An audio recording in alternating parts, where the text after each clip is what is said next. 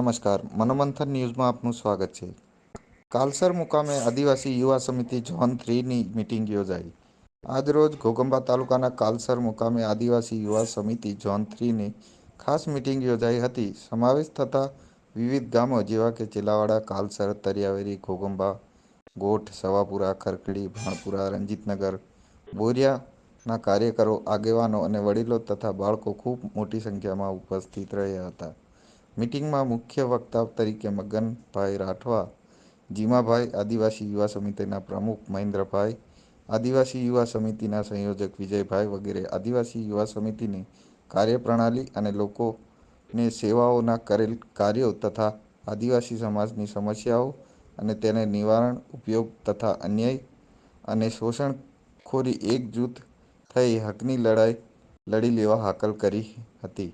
આગામી 9 ઓગસ્ટ વિશ્વ આદિવાસી દિવસની ઉજવણી કરવાના કાર્યક્રમમાં અને ઘોગંબા ખાતે આદિવાસીના બિરસા મુંડાની મૂર્તિનું અનાવરણ થનાર હોય તેમાં આદિવાસી યુવા સમિતિ સૌ કાર્યકર્તાઓ નિસ્વાર્થ ભાવે સહયોગ આપવા જણાવ્યું.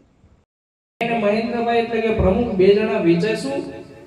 મેં સંગઠનનું કામગીરી ચાલુ કરીશ. મહેન્દ્રભાઈ નાના મોટા લોકો આવે એમનું કામગીરી ચાલુ કરશે. 3 મહિનામાં અમને સંગઠન માને સંતુષ્ટિ થાય એટલું સંગઠન બનાવી લેવા દો. 12મા મહિનાથી આપણે જોઈએ છે તાલુકાની અંદર 5 રૂપિયા કયો લે છે.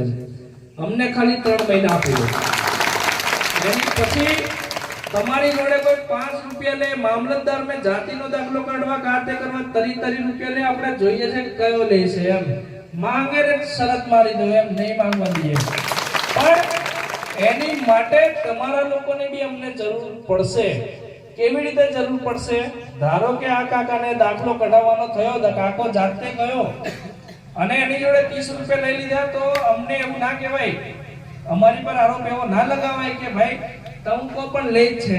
તમે અમારા થકી આવજો ને લઈને તો આપણે નામ બદલી નાખવાનું. આજે બી કેટલાક લોકો વિરોધ કરે અને વિરોધ થવો જોઈએ. મારી મમ્મીએ મને કીધેલું, મેં કીધું મમ્મી ઘણા દબરાઈએ બધા અમુક વિરોધ કરે, આ બંધ કરી દો. મેં પહેલા મારી મમ્મી બી તેલી કે નહીં એ બધું નહીં પડવાનું આમ તેમ. હવે મારી મમ્મી કહે કે ના, તને સાહેબ ડોક્ટર સાહેબ આટલું સારું રાખે છે આ છે તો તું જા. તો મેં મારી મમ્મીને કહું કે મમ્મી બધા વિરોધ ને બધા ઘણું બધું કરે અને અમુક ખોટું વગર કામ બોલેલી. એમ તો મારી મમ્મીએ મને એક સલાહ આપેલી કે બેટા જે મેણા સાંભળે ને એ જ આગળ વધે. એમ અમે મેણા સાંભળ્યા 1 વર્ષથી સાંભળ્યા, આજે એટલા સાંભળીને એટલા આગળ વધેલા છે કે નેતાઓએ અમારી જોડે મદદ માંગવા આવી પડે સત્તા વગર. કેમ? કારણ કે અમારે સમાજના નાના મોટા કામ કરીએ તો આજે સમાજ અમારી જોડે આવીને ઉભો રહેતો થયો છે. એમને ખબર છે કે આ લોકોનો વિરોધ કરું તો આખો સમાજ વિરોધમાં લઈ જવાની આ લોકોની તાકાત છે. સમાજ આખો વિરોધ કર્યો તો વોટ ચડે નહીં. વોટ ચડે નહીં એટલે અમારી જે ખુરશી છે ને ખુરશી ફેર જતી રહે એવું ખબર છે. પણ હજુ આ તો પેલું કે ને ગાડીનું સ્ટાર્ટર મારેલું ગયા વર્ષે ને હજુ પહેલા ગેરમાં ગાડી ચાલે. આપણે 5મા ગેરમાં લઈ જવાની છે. કયા? 5મા. એટલે 5મા ગેરમાં લઈ જવા માટે આપણે બધાએ એક થવું પડશે. નાના મોટા વાદ વિવાદો તમારા ગામની અંદર હોય એ બધા વાદ વિવાદો ભૂલીને એક થજો.